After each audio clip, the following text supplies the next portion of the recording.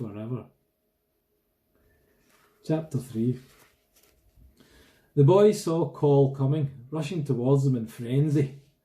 His face was white with panic. He was breathing hard and fast, still clawing at the ice. Col skidded towards him, thinking as fast as he could, trying to forget that now he too was in the middle of the loch, with only breaking ice and swirling currents beneath him. Yet his brain was clear, cool. He threw himself flat and swung his jacket over towards the boy. "Grab this!" he snapped. Not angrily, he wasn't angry. He was so calm now it was almost scaring himself. But he had to calm the boy in the loch. "Grab this," he said again. An order. The boy's hands were shaking, so cold his fingers could hardly close, but still he reached out for Col's jacket. Without the support of the ice, he lost his hold for a second, and panic gripped him as the water, the clinging reeds, all began to pull him down. Col edged closer, grabbed the boy's hands just as his face was covered by the freezing water.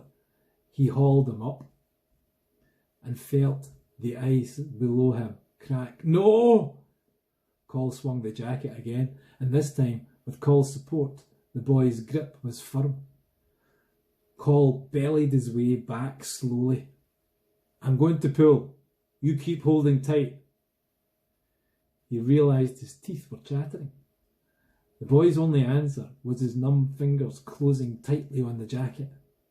Col edged back cautiously. He could feel the ice move underneath him. This time the crack was heard by the boys. His eyes, half shut, snapped open in terror. Terror at the thought of his saviour crashing through the ice, of both of them in the water, drowning, dying. It was too much for him. He began to scream, to thrash about. That was the last thing Col needed. "Stay calm." Col was surprised at how soft, how gentle his own voice sounded when he wanted to scream. If he could keep him calm, keep moving back along the ice, pull the boy at least halfway out of the loch, then maybe, just maybe, they might both be all right. But all the boy could see was death and cold, and terror of it all overcame him. He started to flail about wildly. He let go of the jacket, grabbed for Col's arms, missed, screamed. He was about to go under again, and Col knew that this time he wouldn't be able to haul him up. He would have to let him drown. What else was there for him to do?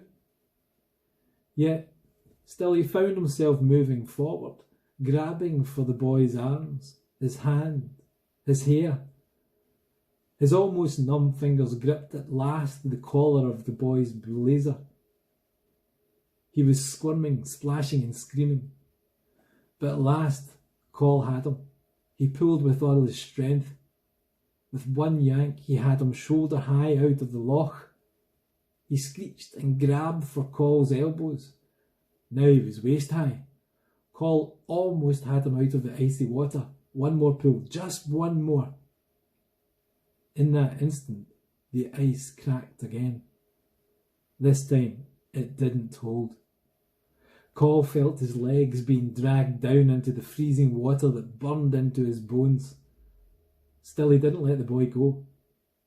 Now he pushed him up onto strong, thick ice, and as one boy rose out of the water to safety, the other, Col, was sucked under by a swirl of currents that seemed almost alive. "No!" He sent the boy sliding along the ice, let him go, reached out for something to hold on to himself, but he found nothing, only ice that scraped through his fingers. He wouldn't die this way. No!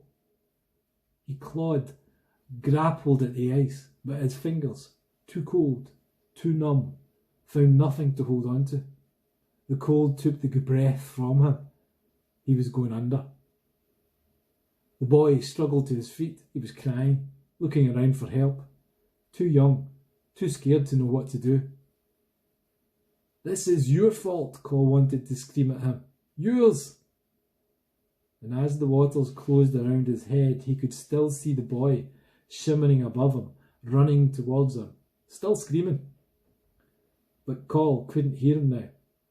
He was in a silent, eerie world. Reeds brushed against his face, clutched at his ankles as if they were pulling him down, welcoming into their cold, watery world. Forever. He thought he could see Mungo's angry face through the ice, angry that he should die this way, trying to save a boy who had it coming to him, and his mother too.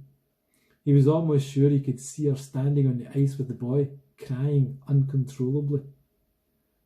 But who else would cry for Coll McCann?